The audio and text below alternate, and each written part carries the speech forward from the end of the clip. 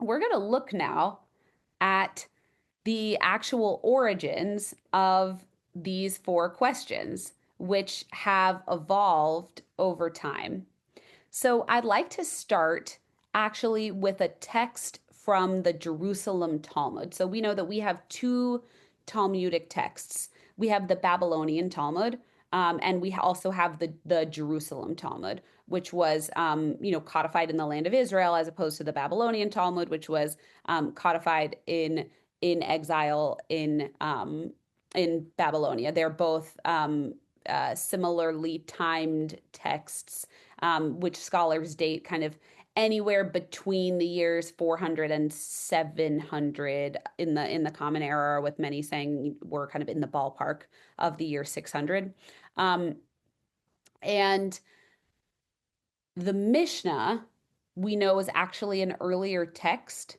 But if you look at the Mishnaic version of the four questions, there are the manuscripts of the Mishnah actually updated those four questions over time. So we don't necessarily have a reliable source as to the origins of the four questions through the Mishnah. And that's why we're looking at the Jerusalem Talmud, which preserved one of our earliest versions of the four questions. So I'd like to start by looking at that one.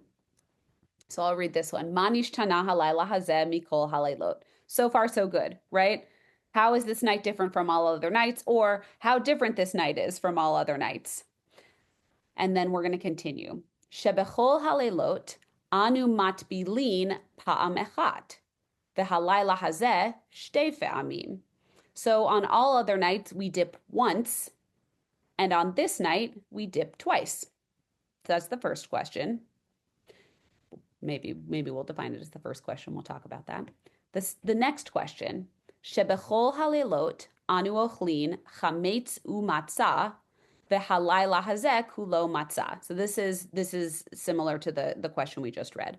On all other nights, we eat chametz, leavened foods, and matzah. V'halayla hazeh kulo matzah. And on this night, only matzah. And then our final question here. Shebechol halelot ochlin basar tzali shaluk umevushal v'halayla hazeh kulo tzali. On all other nights, we eat meat roasted, preserved, or cooked, but on this night, we only eat roasted meat. So please feel free to just, unmute as you would like and share what is different. What are the differences that you're seeing in this version of the four questions, in this early version of the four questions? How did we get from there to brisket for every holiday in my family?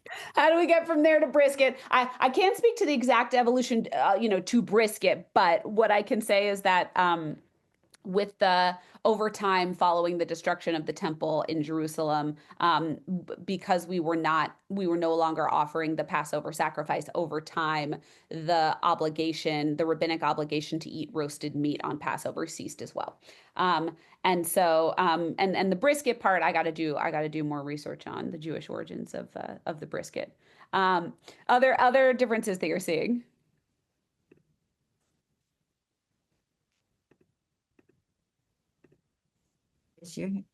Jay, I'll ask a very basic. Go ahead, even Jay. Yeah, I was just going to say that the fourth question or answer with regard to reclining is not present, and I guess going back to the Mishnah during Roman times, I guess that was a statement of that's how free men sat and ate, reclining on the divans. Yep, so we're gonna talk about that as well. So we're missing the question about reclining. On a very basic level, how many questions are there?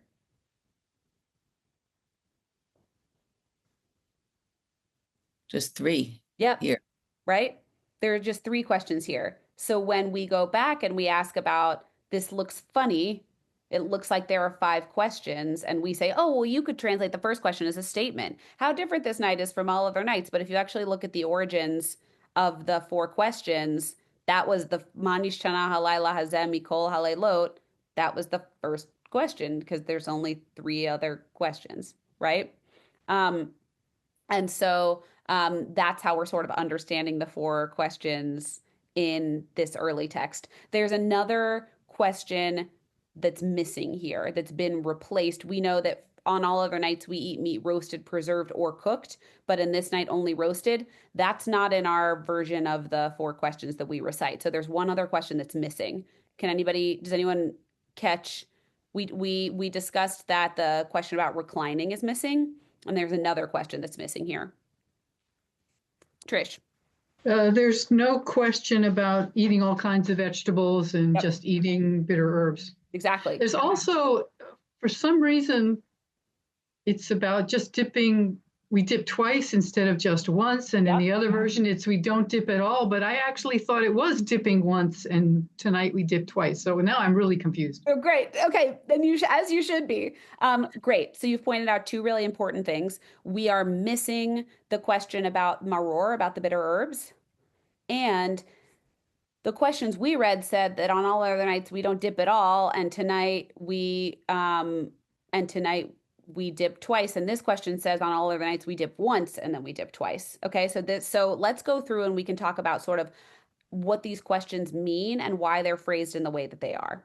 So you can see Mani Shana Halila Hazemi Kol Halilot. I didn't translate there. Okay. So for every night we dip once, but this night we dip twice. So what that difference comes from is that the Jerusalem Talmud was written under the influence, the strong influence of the Roman Empire, not the Babylonian Empire. And in the Roman Empire, what we are to understand from looking at this is that it was common to dip as part of the meal. But in the Babylonian Empire, and we'll see that that's why the questions will change later on, that was not a common part of the meal. And so that question changed. But in the Roman Empire, it was. And so that was why that's mentioned here.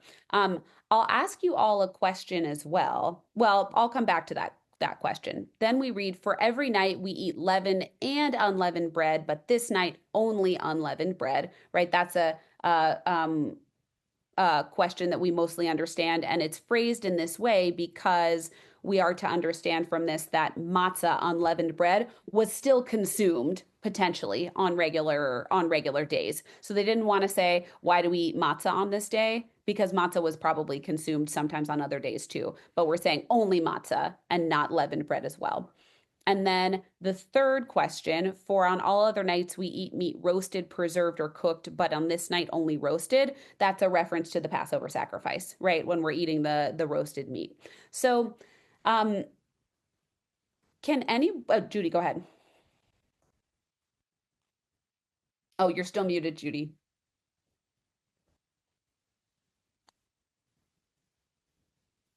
Why are we dipping twice? Oh, that's a great question. So because we dip at the beginning of the Seder as well. We dip the karpas, the green vegetable at the beginning of the Seder in the salt water. And that's the first time we dip. And then we also dip our maror, our bitter herb, and we dip it in our charoset. And so that's the second time. To remind us of the bitter tears, yes, or something? Exactly. Yes, exactly. And so that's why it says we dip twice. So does anybody have any sense, and this is a maybe a little bit of a tricky question, and so but of what these say we're talking about these 3 questions and we're skipping how is this night different from all other nights, why we might be referring to these specific questions. And it's a little tricky because one of the questions makes it hard to answer the question that I asked. Any idea of what these questions represent? I'm going to take us now to another part of the Passover Haggadah that comes much later, and that helps to explain to us what it is that this part of the Seder represents. Rabbi Cantor? Yes, go ahead. Is it possible that each question represents an attribute of God in redeeming us from Israel? Interesting. That's interesting. I think we could understand it. We could understand it that way. There's another specific text here This is Rabban Gamliel's three things. So we read Rabban Gamliel Haya Omer. Rabban Gamliel used to say, Kol shelo amar shlosha devarim elu ba-Pesach lo yatsa yedei chovato. So anybody who doesn't say these three things on Passover has not yatsa yedei chovato, has not fulfilled his obligation. The Eluhain, these are the three things. Pesach, the Paschal sacrifice, matzah, and maror, the bitter herb. Okay, so we have the Passover sacrifice, the matzah, and the bitter herb. And I'm going to take us now back to our biblical text, right? They shall eat the flesh the same night. That's the Passover sacrifice. They shall and eat it roasted over the fire with unleavened bread. That's the matzah, and with bitter herbs. That's the maror. These are the core foundational foods, symbolic foods of the Passover Seder. If you look at these initial questions of the Passover Seder, they are actually meant to represent those three symbolic Passover foods. You can see two of them very easily. One is the question about the roasted meat, right? The second is the question about leavened and unleavened bread. So far it's easy. The first question, for every night we dip once, but this night we dip twice, it's a little harder to see the connection there. But actually, this is supposed to be the reference to the maror, to the bitter herb. And that's because we dip our bitter herb.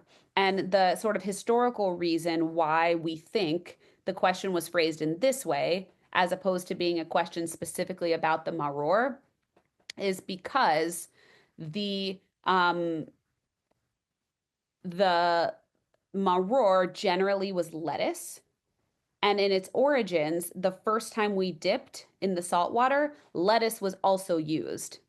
And so the use of maror, of the lettuce, a question about why on this night do we eat lettuce wouldn't have been as clear because that vegetable had multiple uses in the Seder.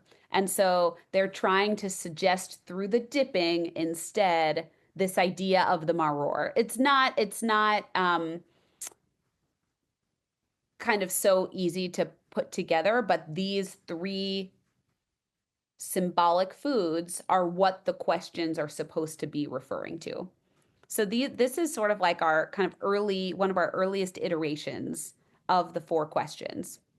But if we continue, and now looking at the Babylonian Talmud has actually already started to change these questions. So we're going to take a look at sort of the next iteration of those questions together.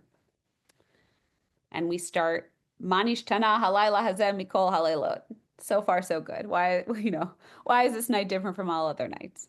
Shebechol halaylot anu ochlin chametz umatzah halayla hazeh kulo matzah. And this is, exactly resembles our question. On all other nights, we eat leavened and unleavened bread. And on this night, we only eat our unleavened bread. And then we see here, Shebechol halaylot anu ochlin she'ar yirakot. Halayla hazeh maror. Okay, so now we're seeing this new question for the first time. On all other nights, we eat other kinds of vegetables, and on this night, we eat maror. So before, our only reference to the bitter herb was through the dipping, and now we actually have a specific question about it. And what that shows us is that historically, so that there could be a true emphasis on the bitter herb in that section of the Seder, the first dipping, it became customary no longer to have that be lettuce, because we know that we often dip parsley, right? And so that meant that the bitter herb, or what was the lettuce back then, was only included in the maror section, which made us then able to ask a more specific question that gave a clearer reference to this symbolic food of the Seder as part of the four questions. So we see in the Babylonian Talmud that we've now added this question about the maror. The next question is very similar to what we saw in the Jerusalem Talmud.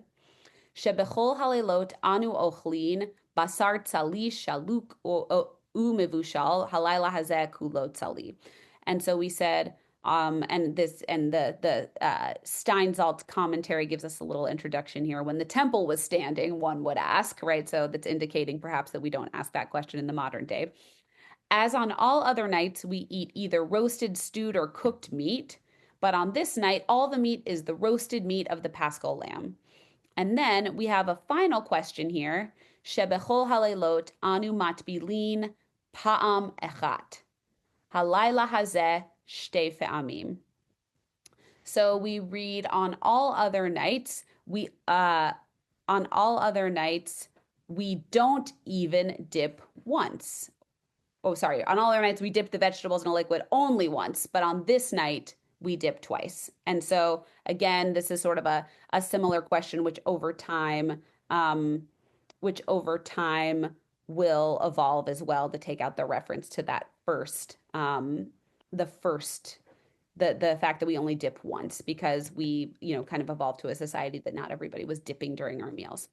So then there's a little bit of further explanation that helps us to start to change the last question. As a reminder, that was on all other nights, we dip the vegetables in a liquid during the meal only once. However, on this night, we dip twice. So we talked about how that was really a Roman custom, not a Babylonian custom. And so the Babylonian Talmud now wants to ask us some questions about that. And the Gemara says, the Mishnah states that one of the questions is, why is this night different from all other nights? As on all other nights, we dip once. However, on this night, we dip twice. Rava, one of our sages, strongly objects to this statement of the Mishnah. Is that to say that on every other day there is no alternative but to dip once? Is there an obligation to dip at all on other days, as indicated by the wording of the Mishnah? Rather, Rava says that this is what the Mishnah is teaching. As on all other nights, we are not obligated to dip even once. However, on this night, we are obligated to dip twice. So we see right here, the question is changing. The Babylonian Talmud is recognizing that in its society and in its culture, people weren't necessarily dipping at all. So they actually changed in the Talmud the phrasing of the question so that it's acknowledging that in many parts of the Jewish world, people were not dipping at all. So we're getting now even a little bit closer to the version of the 4 questions that we have now. We're going to look at one more together and see what has changed. But I'd love to ask, are there any questions or comments so far on the evolution of our 4 questions? I have a question. Please, go ahead. I'm sorry. I thought I had a question. Yes, go ahead. Yes, go ahead, Judy. Oh, yes, I'm sorry. My question is, it seems very, very interesting that they talk about initially many different vegetables, but then when they're just dipping twice, they're dipping more, which is definitely bitter, and it has a different connotation to it that maybe you're dipping twice because you need to be fully aware of the fact that there are some things that man has done that have hurt other mankind. And it's a very big difference between dipping one vegetable that's pleasant and one vegetable that's not pleasant twice. Mhm. This time in Jerusalem, so to speak. Yes, thank you. Thank you. Go ahead. Thank you. And what I will point out though is that there are some who have the custom of dipping lettuce, which perhaps is a little bit less bitter in the same way, which is why there was, maybe kind of some confusion in earlier iterations of the question. Deb, go ahead.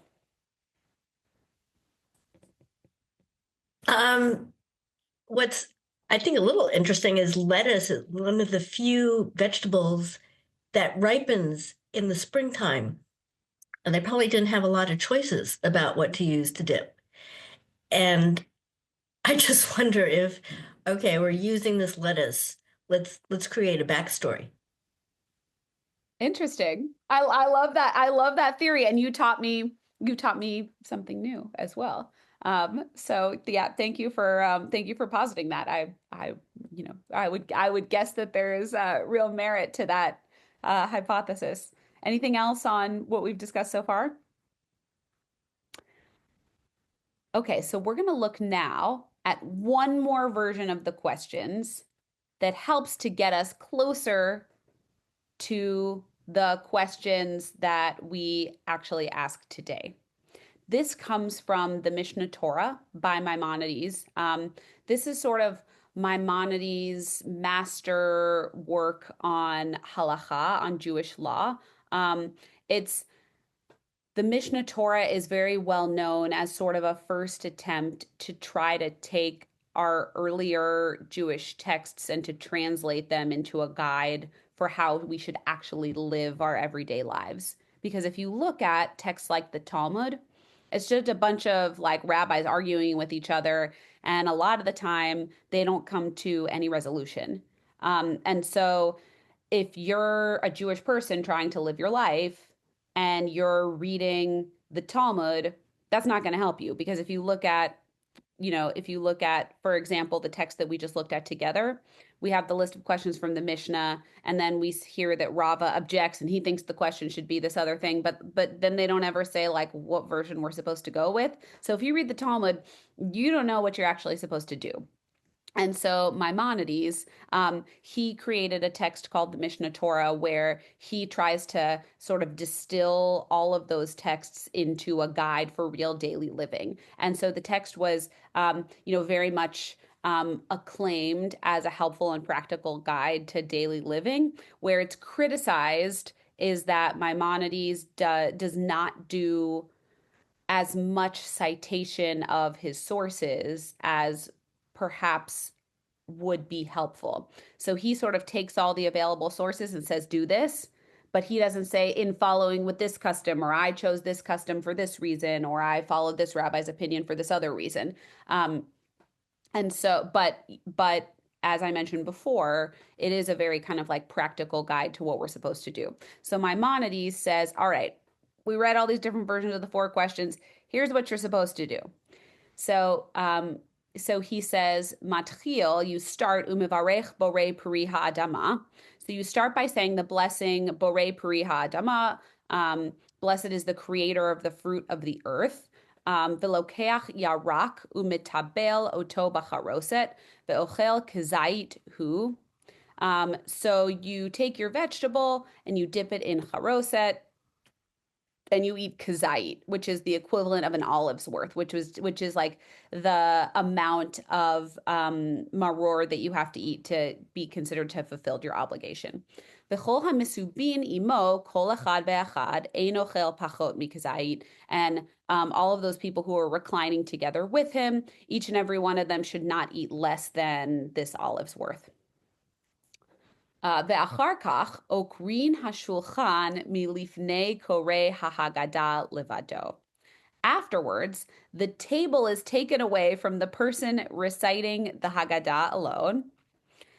Umozgin hakos hasheni v'chan haben shoel, and they mix the second cup of wine, and this is when the child asks. So you can see that there's like this custom of sort of like taking away the table as part of the ritual, which we think is to sort of like provoke the asking of the question. The Omer HaKoreh, and the one who's reading the Seder, says, Manish Tana Halayla Hazeh Mikol Halaylot. How is this night different from all other nights? Shebechol Halaylot ein anu matbilin afilu pa'am echad. So we see that the suggestion of Rava has been implemented here, right? Because the first question is, on all other nights, we don't dip even one time, but on this night we dip twice. So we finally now evolved to the version of the question that we chant today. The next question, Shebechol halelot anu ochlin chametz umatzah v'halayla hazeh kulo matzah. On all other nights, we eat leavened and unleavened breads or foods, and on this night we eat only matzah. Shebechol halelot anu ochlin basar tzali shaluk umivushal v'halayla hazeh kulo tzali. So here's our question: about the roasted meats. On all other nights, we eat roasted, boiled, or cooked meat. On this night, we eat only roasted. And then we see the next question, Shebechol halelot anu ochlin she'ar yirakot v'halayla hazeh merorim. So similar, it's a little different, but you can kind of consider the text we read to be almost the same. On all other nights, we eat all different types of vegetables, and on this night, we only eat the bitter ones. And then the final question, Shebechol halelot anu ochlin ben yoshvin uvein misubin halayla hazeh kulanu misubin. On all other nights, we eat either sitting or reclining. And on this night, we all recline. So we haven't seen this question yet. So this question is now showing up for the first time. And this is a reflection of the fact that we're going to be removing a question, which we'll read about in a minute, and then the desire to sort of add another question in its place. We read Bazman hazeh eno omer v'halayla hazeh kulo tsari she'ein lanu korban.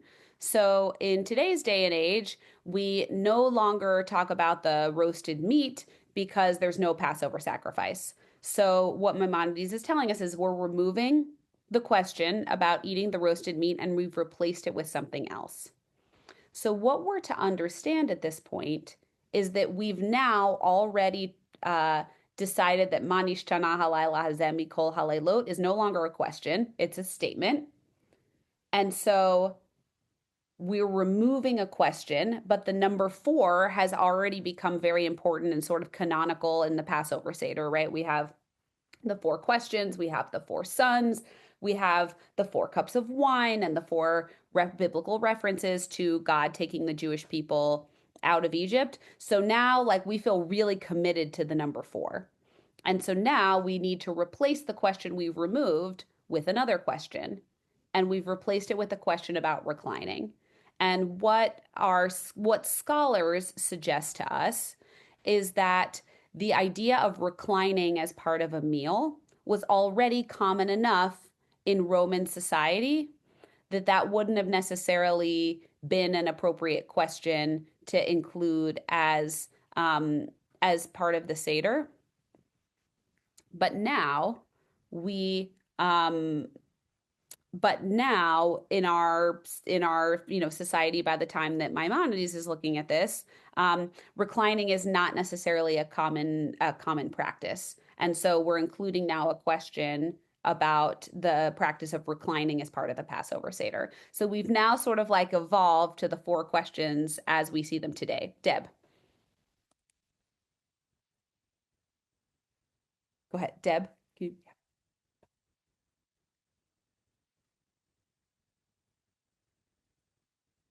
You're still muted, Deb. I didn't have a question. I had forgotten to lower my hand. Okay. I apologize. Trish. I don't think there's any more confusing part of the Seder as we go along. I'm just commenting. I have nothing to add to this because I still don't understand it. But what are we dipping? What are we dipping it in? Is it the parsley? Is it the salt water? Is it the horseradish? Is it in matzah? Is it dipped in charoset? And here it says you dip the vegetable in charoset. I don't remember doing that at the beginning of a Seder. So I'm so confused. I thought you dipped the you dip the maror in the charoset when you eat it. It's part at the beginning of the Seder. See, it's like every year. It's like, wow, I don't remember this. Every year. Yes. Okay.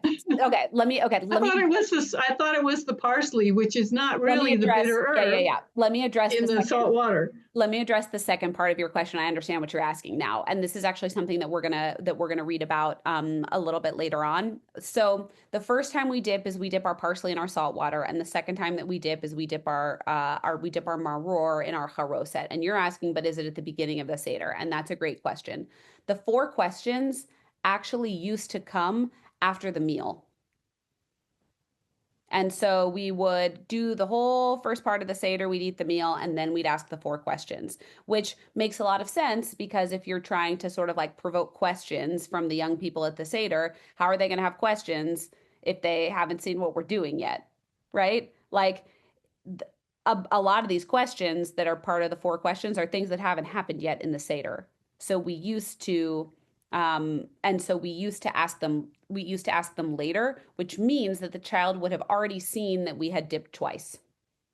And then what we started to see was that people, not what we, yeah, or, a long time ago, what they started to see, and probably, no one is surprised to hear this, is that people would eat the meal and then they're like, it's late and I'm tired and I'm going to go home. And so they would, they would eat and go home and then they wouldn't finish the Seder. I'm sure none of us have ever, eaten the meal and then skipped some of the stuff that comes afterwards. And so the asking of the questions is such a central part of the Passover Seder that our sages over time decided to move the 4 questions to much earlier in the Seder to be sort of like almost a prelude to the Magid section of the Seder of Halach Ma'anya, which means that we would have dipped once and not twice. So it's not fully logical that somebody would be asking a question about why we dipped twice at this point. Trish, does that answer your question? I think I didn't understand until the second time you asked it what you were asking.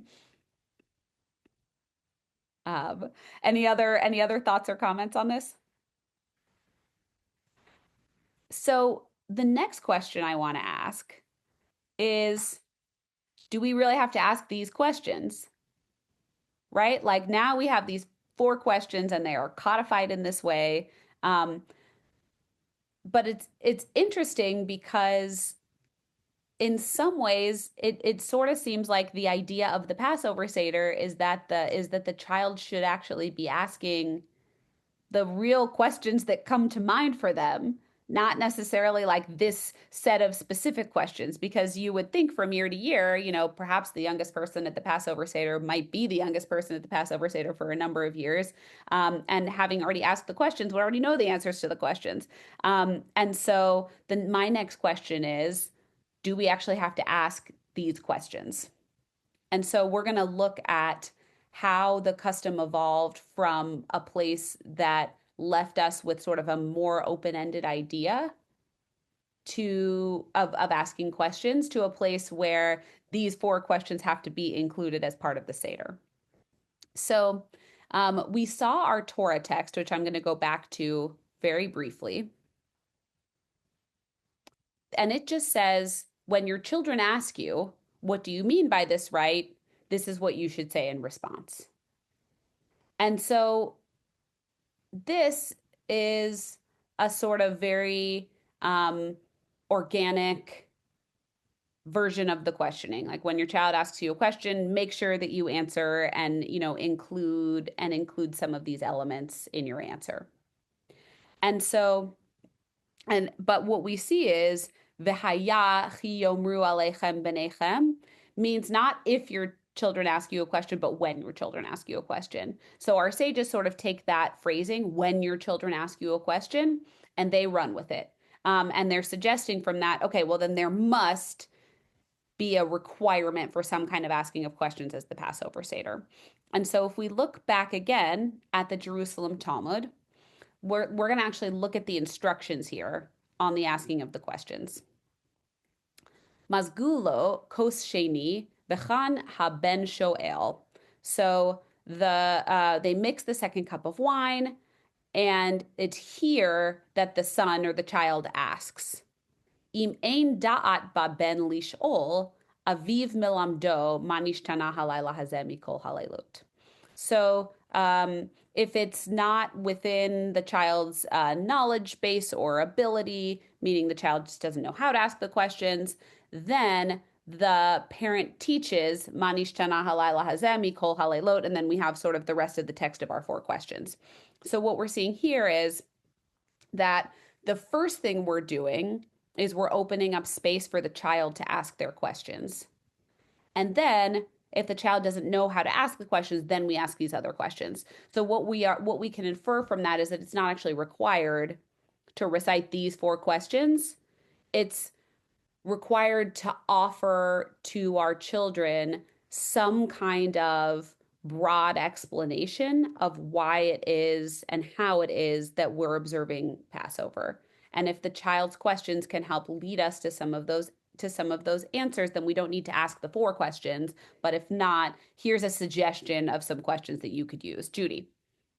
Is this not because of the continuity of the Jewish tradition and religion that you have to keep going back and it prompts questions. You have to remember your history and where we came from. And it's like the Torah is a continuous reading of month to month, year to you have to keep, Right. You have to maintain a tradition that asks questions. And as we have heard many times, the Passover is a time to ask questions. And it's the way we pass on our history. It's Yes. the story of our people. Absolutely. And, I also think, one of our core texts in the Passover Seder reads that in every generation, every person is obligated to see themselves as if they personally went forth from Egypt. And I think it's really it's the asking of the questions that allows us to think about what does it mean this year and at this moment in my life to see myself as though I personally went forth from Egypt, because it can be easy for it to be just a rote recitation of something that happened to our ancestors many generations and thousands of years ago. And so the questions sort of help us to relate to what's happening in the Seder in a new way, which then leads to sort of the interesting question of how we still create that feeling in that environment when we now have these questions canonized and we recite them in this way at the Passover Seder each year. Sandy. Could I just add one thing about Of if course. you ask a Yes. question, you are involved in whatever the subject is. If you're just told a story, your brain could be anywhere else. But if you're responsible for asking a question, Mhm. it's an active part of your brain that you have to be, you have to be there to ask the question rather than passive. It's an active kind of a learning. I love that. It's a great active listening tactic, and it's interesting because it makes me think about it now when I teach young people. I should tell them, well, at the end of this, I need you to ask me four questions about what we just read. It's a great way to get them to really pay attention. I love that, Judy. Sandy, I saw your hand up too. Yes, forgive me if I'm inserting this question at an inappropriate time, but is there some belief that there really was not a historical enslavement of the Jews in Egypt, and that this is really the story, which is more metaphorical of our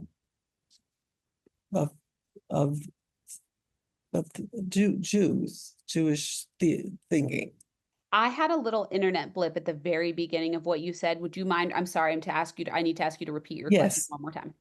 I heard somewhere, and it's always been gnawing away in my mind that perhaps there was not. So this is my question: Was there a historical enslavement of Jews in Egypt, or is this part of the biblical metaphor of the Jewish story? That's a great question, and that's a big question. There is not, we don't have good historical evidence of an enslavement of the Jewish people in the land of Egypt. And depending on who you ask, many people in the Jewish tradition and many scholars of the Jewish tradition really do want us to read this literally.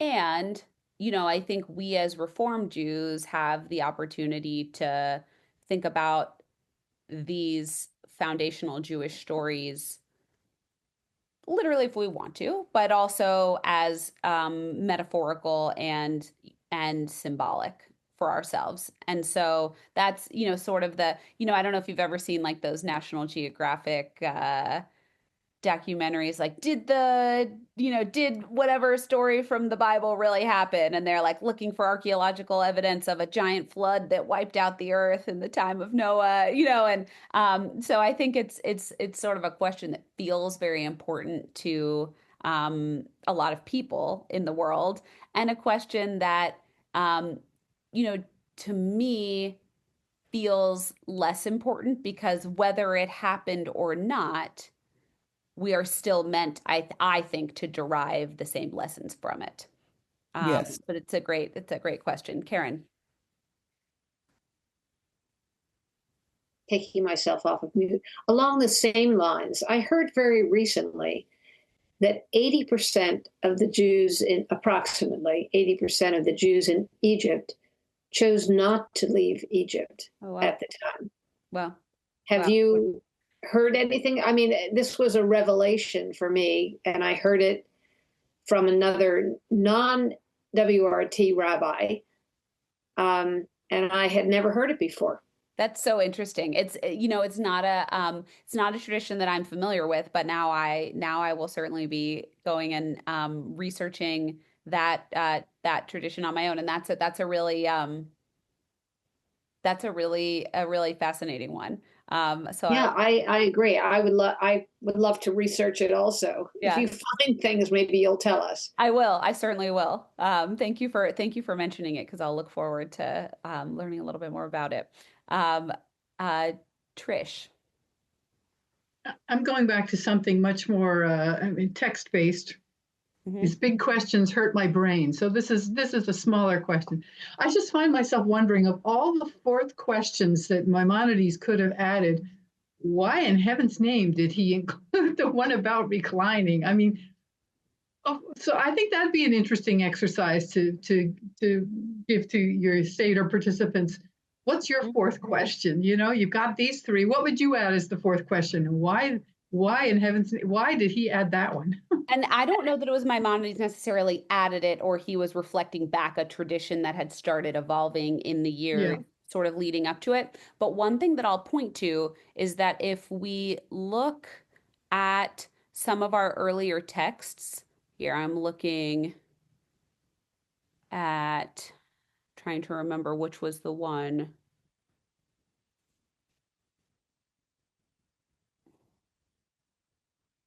But there was reference in some of our earlier texts to what you say to all those who are reclining with you.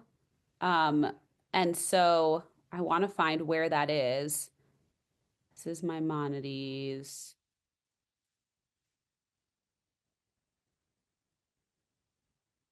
Hmm.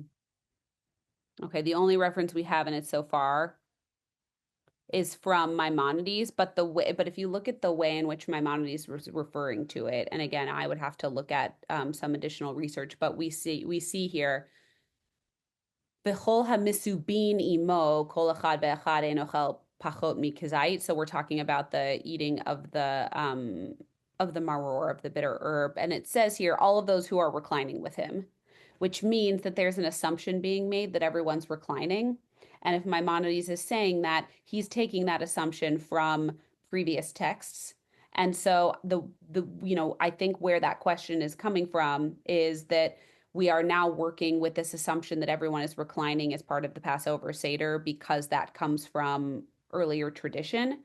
But reclining is now no longer something that we just, take for granted as part of a festive meal in the culture and in the tradition that we're in today. So perhaps this question develops in response to the fact that there's an assumption that we're all reclining, but reclining is no longer a common practice. And so therefore it is now something that's worth asking about, because it now must reflect something very, very special and very, very different about this night.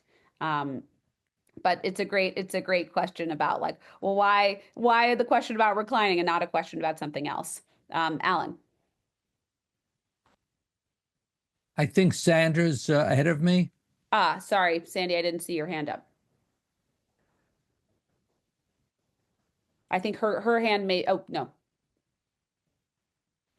Sandy, you're So muted now, but No, I didn't realize my hand was Yeah, it's still. up from before. Okay. So Trish raises what for me is a really interesting question about the Seder that we practice now. The three of the four questions are historic, if you will. The eating the Paschal lamb immediately, remembering slavery, um, but we lean because we're free. Right. Now, granted, we were taken out of Egypt to serve God, so it wasn't a complete freedom, but leaning or reclining as a sign of our freedom, especially in these days, is something that you could spend the evening talking about. And I think historically for Jews, it was something they could talk about. So Trish, thank you very much. I don't see you on the screen. That's a great question, and makes you wonder what was going on in Maimonides' mind when he put it in there. Yeah. Yeah. Thank you. Thank you. It is a great question. And I'll see if I can, through my research, figure out where the earliest uh place is that we find the question about reclining, whether there is somewhere else we find it between the time of the Talmud and the time that Maimonides was writing several centuries later, even Jay. Yeah, I was just thinking that, the fact that people were reclining, had to do also with the fact that they didn't have to rush through their meal Right. to go anywhere. Yes, exactly. Exactly. Like the nobles or rich people Yes. of the day. Yes. So hold on, I'm looking here. See if I can find this quickly, and if I can't find it quickly, then I'll look it up later on. Yeah, this is just a very brief reference. The Babylonians added this question since reclining was unusual where they lived. So I don't know where it first, sort of where it first appeared. But I will look into that as well. So sort of returning to our question about whether we really have to ask these questions or whether we're just supposed to be encouraging the asking of questions at all. We saw that in the Jerusalem Talmud that these questions were just there sort of like as an idea for if the child didn't know what to say. So now we're going to go back in time just a little bit and we're going to look at the Mishnah as well. Mazgulo kos sheni, so we mix the second cup of wine. V'chan haben shoel aviv, ve'im ein da'at baben, aviv milamdo. And so this is very similar to what we just read. And thus, and it was at that point that the son would ask his father, but if the son didn't have the knowledge to ask, then the father would teach, and he would teach all these four questions. We're going to skip those, but I want to look at just the last line here. Matchil bignut umisayem b'shevach, v'doresh me'arami oved avi ad sheyigmor kol haparasha kula. So after the four questions, there's this like just little sentence at the end that reads, after the four questions, according to the intelligence and ability of the son, his father teaches him about the Exodus. He begins with disgrace and concludes with glory or with praise. And he expounds from the passage, an Aramean tried to destroy my father, until he concludes explaining the entire section.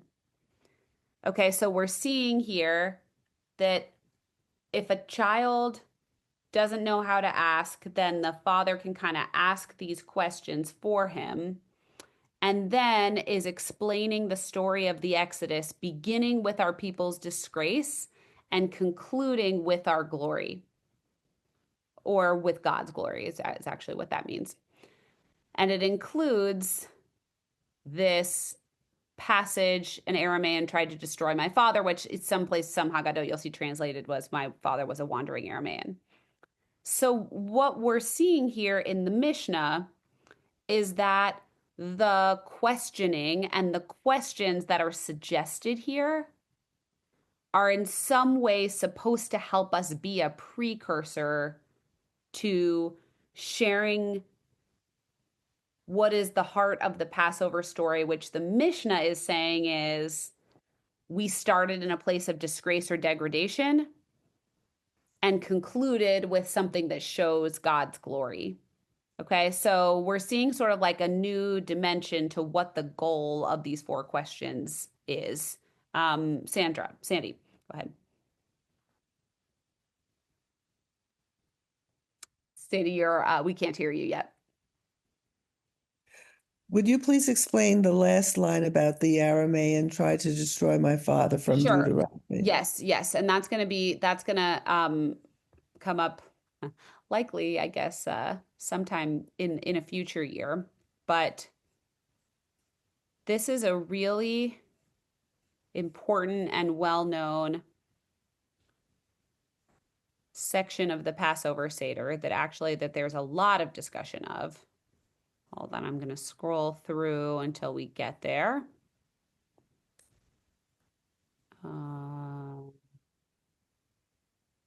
Here. No, not there. Hold on. I saw something about Laban the Aramaean. Is that it? Yeah, it was not that section. Hold on. To find exactly where it comes here. All right, hold on. But this is a section of the Passover Seder that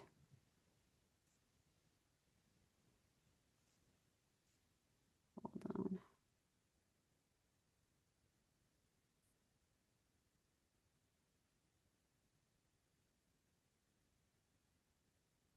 Trying to scroll through quickly here. So I may be missing it as I'm scrolling.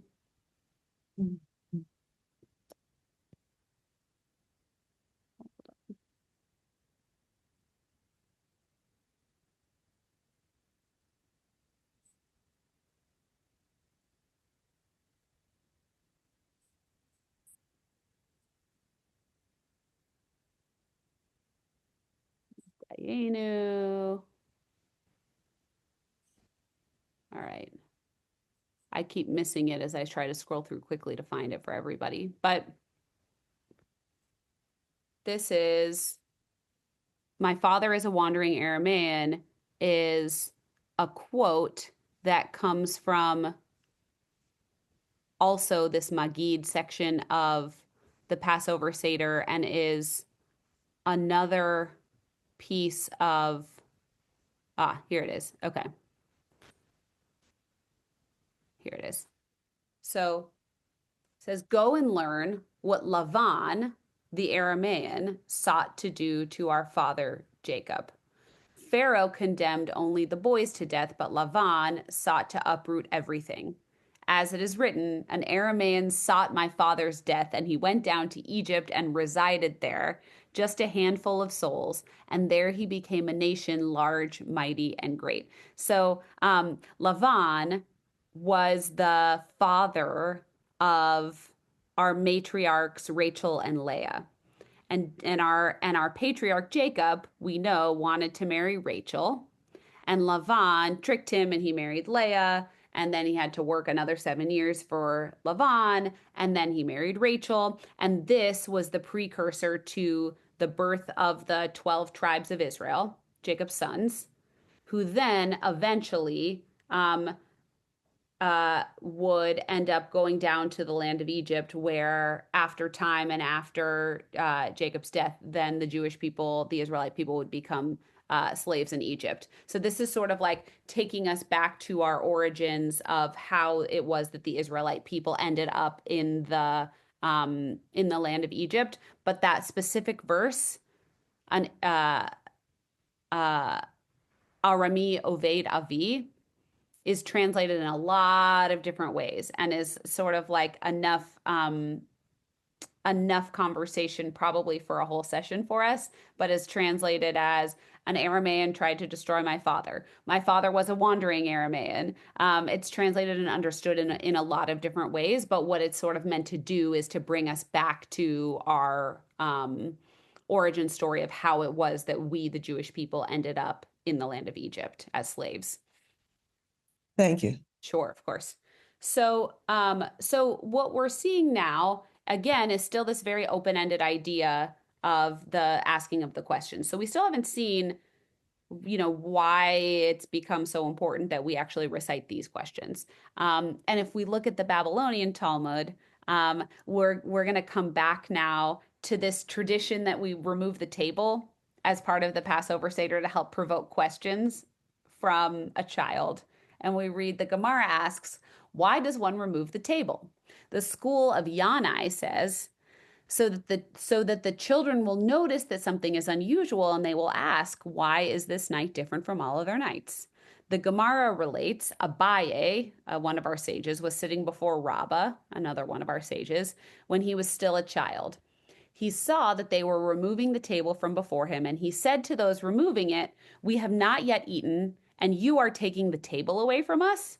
And Rabbah said to him, you have exempted us from reciting the question of Manish Tana Halayla Hazemi Kol Halelot, because you have already asked what is special about the Seder night. So again, we're seeing here that the fact that the table's being taken away and that we're, asking questions about what's happening exempts us from those other 4 questions. Because long as some kind of question's being asked, that leads to a greater explanation of the important themes of the Passover story, we've fulfilled that obligation. So again, we're seeing in the Talmud here, consistently with what we've read before, that it's not about asking these specific 4 questions. It's about allowing children to ask some kind of question that helps us to tell them the Passover story in a way that they are ready for at that age and at that stage of life. And if they can't think of the questions, that we have some way to help them. And so now I want to take a look, though, again at Maimonides, because here we see that something important has changed, and we're not exactly sure why. So we read, and we kind of read this part before, he begins and recites the blessing Borei Puri Ha'adama, takes the vegetable, dips it in charoset, eats a kazayit, an olive's worth. He and all those sitting together with him, each and every one, do not eat less than a kazayit. Okay, so now I'm going to go to the Hebrew. Ve'achar kach okrin hashulchan. Afterwards, we take away the table. We know about that custom. Milifnei korei hahagadah levado. We take the table away from the one who is reading the Haggadah alone.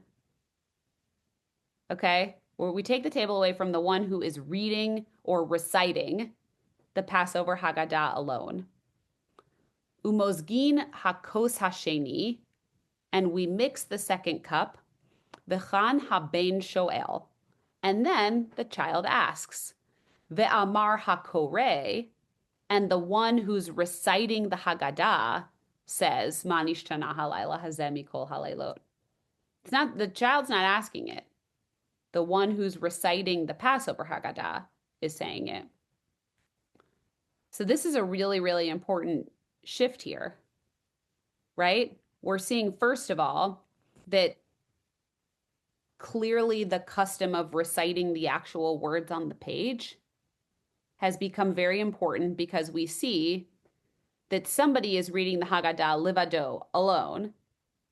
And usually what that means in the Jewish tradition, when there's a halacha or a requirement that something be recited by one individual, is that we need to ensure that everyone in the room is hearing it and hearing it clearly, and that there's an obligation for someone to recite it alone and for everyone to listen and hear those words. Because when you're in a room where, for example, everyone's davening and you hear all this, a lot of noise and you can't necessarily make out the words, now we're seeing that one person is reciting the Haggadah, and we're seeing that the child is asking questions, but that the 4 questions are actually recited by the one who is reciting the Haggadah, not by the child.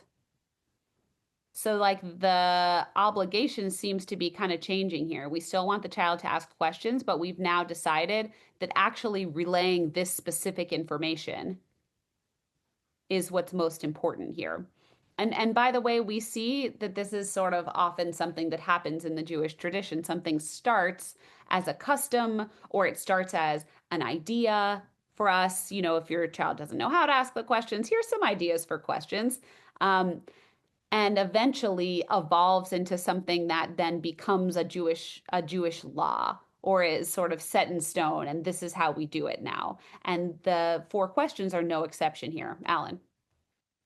Well, to me, the concept is not to stick your nose in the Haggadah and go through the ritual alone.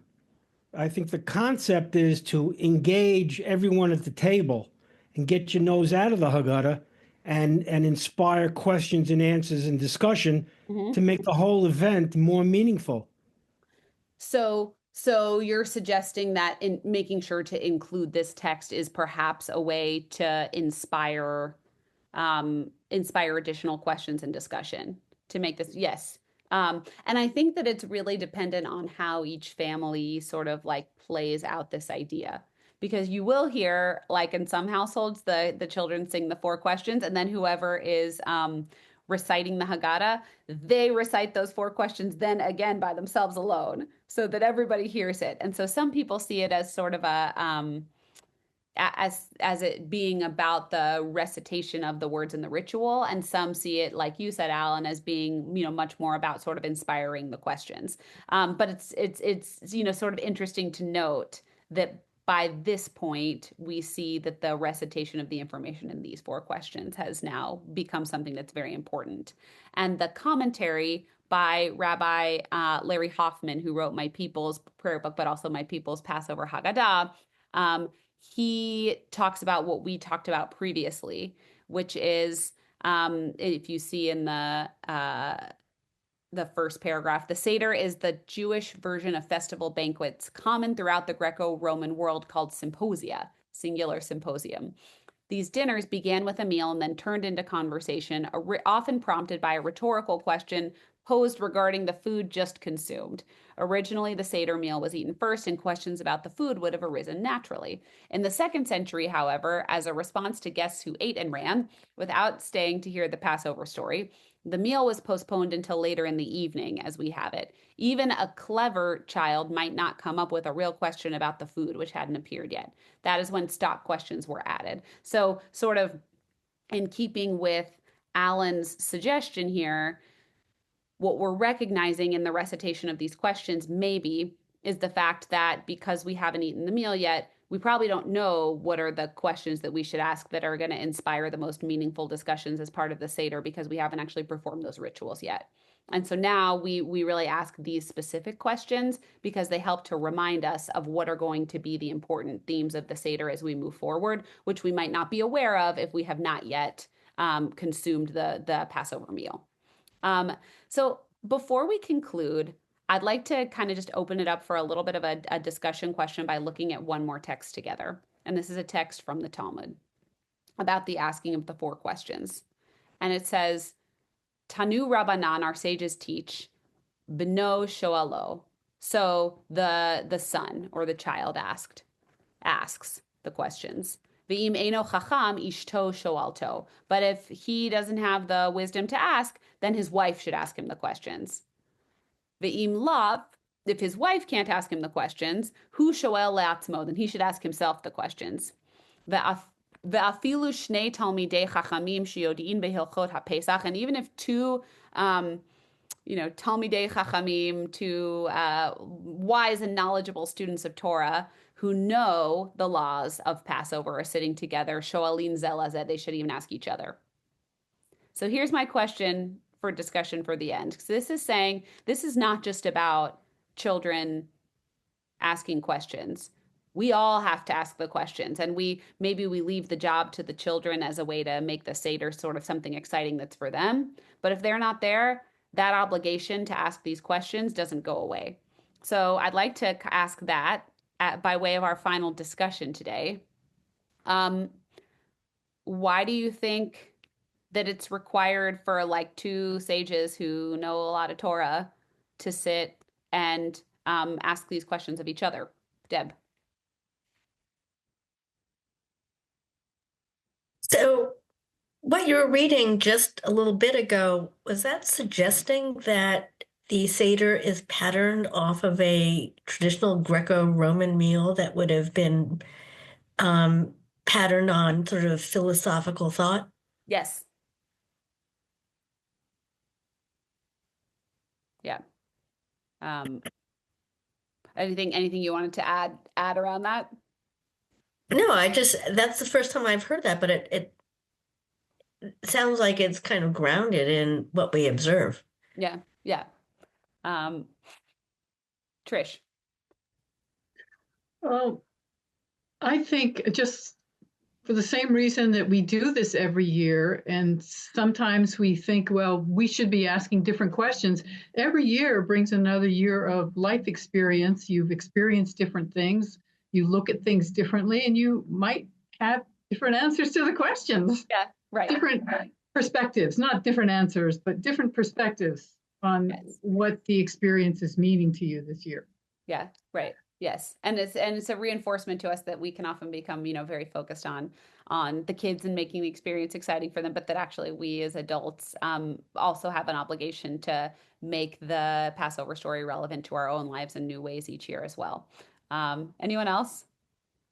Any other thoughts about Karen? Yeah, I think, and what I've thought in years past,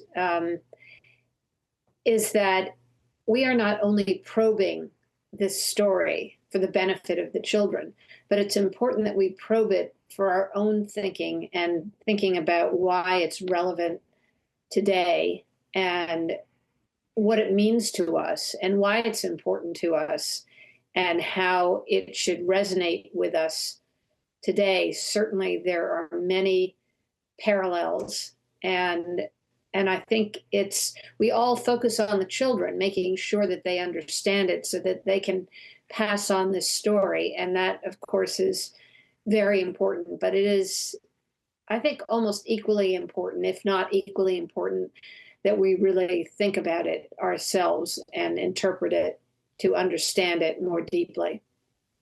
Thank you. I very much agree with you. I think the more we learn about the themes and the ideas of the Passover story, the more we understand that they relate to us in very real ways and in very different kinds of ways each year of our lives. And I think that that's sort of part of the imperative of the Passover experience is to think about that, because it can be a real guide for us in thinking about what our roles are and what our responsibilities are in the work that we're called to do to better our world as well. Any other concluding thoughts?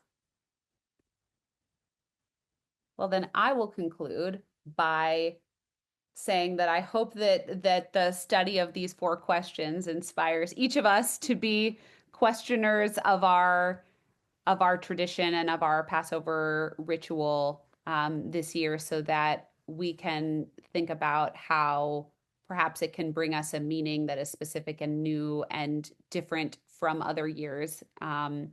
We can think about how this night is going to be different from all other nights for us, perhaps as a way to inspire us in our work for the year to come. So we are going to meet one more time next week, the same time, same place, to just keep pressing through the Magid story as much as we can this year. Each year, hopefully giving ourselves just a little bit of something to enrich our Passover experiences together. So with that, I'll wish everybody a Boker Tov, a good morning, and an early Shabbat Shalom. Thank you, everyone. Thank you, Cantor.